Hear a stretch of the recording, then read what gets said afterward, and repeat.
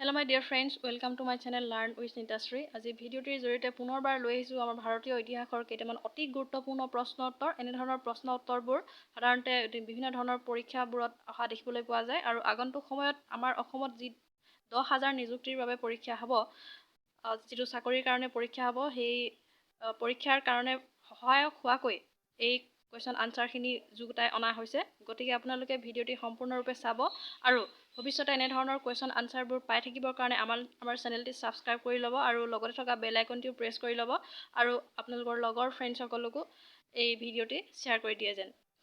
গতিকে বলক আমি দেৰি নকৰি ভিডিওটি আৰম্ভ কৰোঁ। আৰু প্ৰথমটো কুৱেশ্যন আছে, থানেশ্বৰ ৰাজ্যখন বৰ্তমান কোন প্ৰদেশৰ অন্তৰ্গত? থানেশ্বৰ ৰাজ্যখন বৰ্তমান হাৰিয়ানাৰ অন্তৰ্গত। হৰ্ষবৰ্ধনৰ ৰাজসভাৰ কবিগৰাকীৰ নাম কি?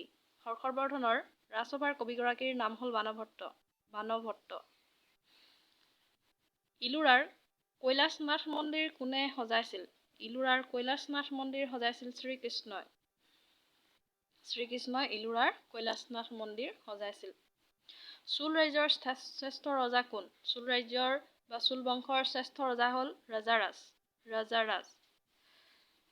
হৰ্ষবৰ্ধনৰ ৰাজ্যৰ ৰাজধানীৰ নাম কি আছিল? হৰ্ষবৰ্ধনৰ ৰাজ্যৰ ৰাজধানীৰ নাম আছিল কনৌজ। বৰ্মন বংশৰ শ্ৰেষ্ঠ ৰজা কোন আছিল? বৰ্মন বংশৰ শ্ৰেষ্ঠ ৰজা আছিল নৰকাসুৰ। নৰকাসুৰ হ'ল বৰ্মন বংশৰ শ্ৰেষ্ঠ ৰজা। এই কুৱেশ্যনটো প্ৰায় আহি থকা দেখা যায়, গতিকে মনত ৰাখি ল'লে ভাল হ'ব।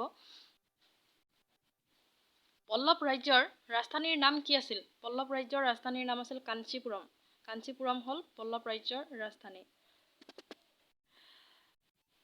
থানেশ্বৰ ৰাজ্যৰ লগত একত্ৰিত হোৱা ৰাজ্যখনৰ নাম কি?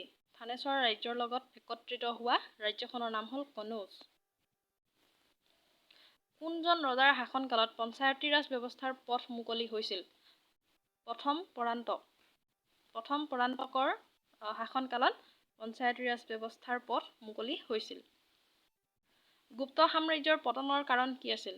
গুপ্ত সাম্ৰাজ্যৰ পতনৰ একমাত্ৰ কাৰণ আছিল মধ্য এছিয়াৰ হুণসকলৰ আক্ৰমণ। মধ্য এছিয়াৰ হুণসকলে যেতিয়া আক্ৰমণ কৰিছিলে, তেতিয়া গুপ্ত সাম্ৰাজ্যৰ পতন হৈছিল। থানেশ্বৰ ৰাজ্যৰ প্ৰতিষ্ঠাপক কোন আছিল? থানেশ্বৰ ৰাজ্যৰ প্ৰতিষ্ঠাপক আছিল প্ৰভাকৰ বৰ্ধন। প্ৰভাকৰ বৰ্ধন হ'ল থানেশ্বৰ ৰাজ্যৰ প্ৰতিষ্ঠাপক। হৰ্ষবৰ্ধনৰ ভনীয়েকৰ নাম কি আছিল? হৰ্ষবৰ্ধনৰ ভনীয়েকৰ নাম আছিল ৰাজশ্ৰী। কাদম্বৰী পুথিখনৰ ৰচক কোন? কাদম্বৰী পুথিখনৰ ৰচক হ'ল বাণভট্ট। এইটো কমন কুৱেশ্যনেই হয়। চোল ৰাজ্যৰ ৰাজধানীৰ নাম কি আছিল? চোল ৰাজ্যৰ ৰাজধানীৰ নাম আছিল তাজেতাৰ। তাজেতাৰ হ'ল চোল ৰাজ্যৰ ৰাজধানী। তৰাইনৰ প্ৰথম যুদ্ধ কেতিয়া হৈছিল? তৰাইনৰ প্ৰথম যুদ্ধ হৈছিল 1191 চনত। 1191 চনত তৰাইনৰ প্ৰথম যুদ্ধ হৈছিল। কাৰ মাজত তৰাইনৰ প্ৰথম যুদ্ধ হৈছিল? মহম্মদ ঘুৰি আৰু পৃথ্বীৰাজৰ মাজত তৰাইনৰ প্ৰথমখন যুদ্ধ হৈছিল। মহম্মদ ঘুৰি আৰু পৃথ্বীৰাজৰ মাজত। চিপাহী বিদ্ৰোহ কেতিয়া হৈছিল? চিপাহী বিদ্ৰোহ হৈছিল 1857 চনত। অতি গুৰুত্ব প্ৰশ্ন হয়। চিপাহী বিদ্ৰোহ হৈছিল 1857 চনত। ভাৰতত মুছলমানসকলে কেতিয়াৰ পৰা শাসন আৰম্ভ কৰিছিল? ভাৰতত মুছলমানসকলে শাসন আৰম্ভ কৰিছিল 1206 চনৰ পৰা। 1206 চনৰ পৰা ভাৰতত মুছলমানসকলে শাসন আৰম্ভ কৰিছিল। পানিপথৰ প্ৰথম যুদ্ধ কেতিয়া হৈছিল? পানিপথৰ প্ৰথম যুদ্ধ হৈছিলে 1526 চনত। 1526 চনত।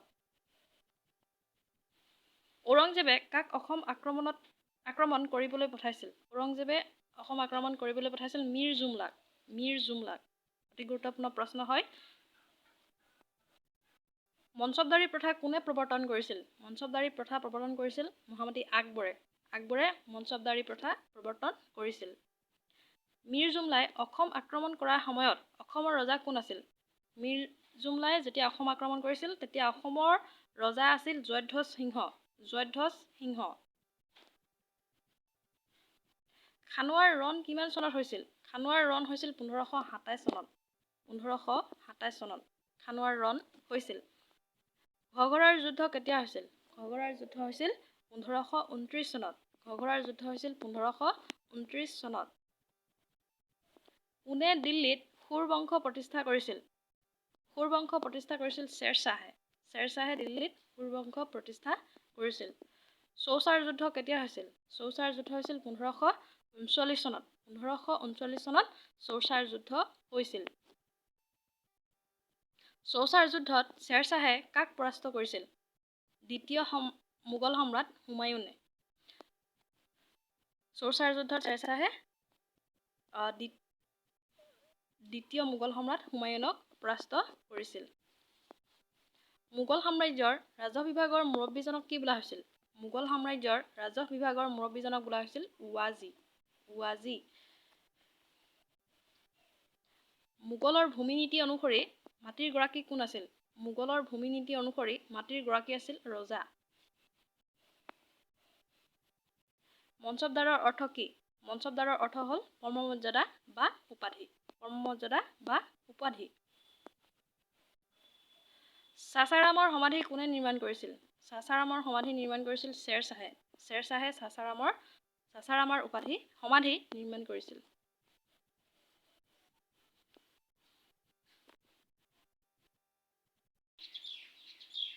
তাজমহল কোন নদীৰ পাৰত অৱস্থিত? তাজমহল যমুনা নদীৰ পাৰত অৱস্থিত। ইম্পৰ্টেণ্ট কুৱেশ্যন হয়। ময়ূৰ সিংহাসন তৈয়াৰ কৰা কাৰিকৰীজনৰ নাম কি? ময়ূৰ সিংহাসন তৈয়াৰ কৰা কাৰিকৰজনৰ নাম হ'ল বেবদন খান। অসমত ভক্তি আন্দোলনৰ ধাৰাটো কি বোলা হৈছিল? অসমত ভক্তি আন্দোলনৰ ধাৰাটোক কোৱা হয় বৈষ্ণৱ আন্দোলন। তুজুক-ই-বাবৰি কি ভাষাত লিখা হৈছিল? তুজুক-ই-বাবৰি তুৰ্কী ভাষাত লিখা হৈছিল। তুজুক-ই-বাবৰিৰ ৰচক কোন? বাবৰ হয়। তুজুক-ই-বাবৰিৰ ৰচক বাবৰ। আকবৰৰ দিনত প্ৰকাশ পোৱা অভিধানখনৰ নাম কি? আকবৰৰ দিনত প্ৰকাশ পোৱা অভিধানখনৰ নাম হ'ল পাৰ্চী প্ৰকাশ। কাৰ শাসনকালত মোগল স্থাপত্য শিল্পৰ সোণালী যুগ বোলে? কাৰ শাসনকালক মোগল স্থাপত্য শিল্পৰ সোণালী যুগ বোলে? শ্বাহজাহানৰ দিনক বা কালক।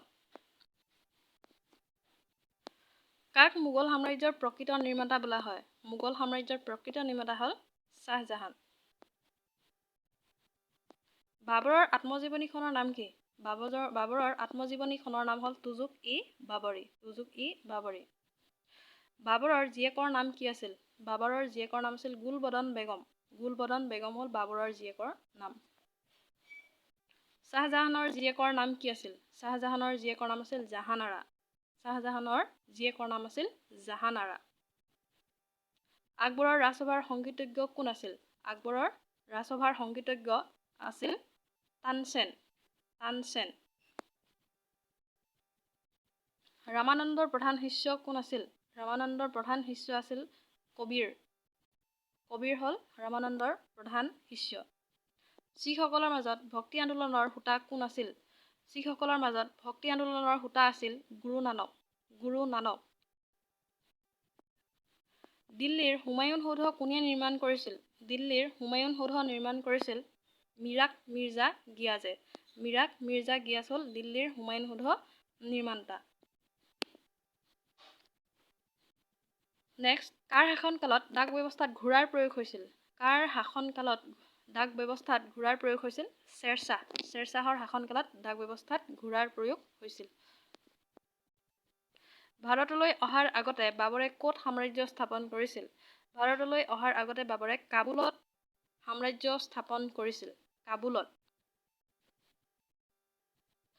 কোনে সোণৰ মুদ্ৰাত নিজৰ নাম খোদিত কৰাইছিল? আলাউদ্দিন খিলজীয়ে।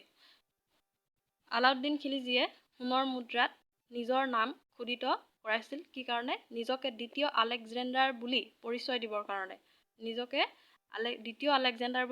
দিবৰ কাৰণে আলাউদ্দিন খিলজীয়ে সোণৰ মুদ্ৰাত নিজৰ নাম খোদিত কৰাইছিল। আৰু লাষ্ট কুৱেশ্যন, চুলতান মামুদে কিমান বাৰ ভাৰত আক্ৰমণ কৰিছিল? চুলতান মামুদে প্ৰায় 17 বাৰ ভাৰত আক্ৰমণ কৰিছিল। ডিয়াৰ ফ্ৰেণ্ডছ, ভিডিঅ'টি শেষলৈকে চোৱাৰ কাৰণে ধন্যবাদ।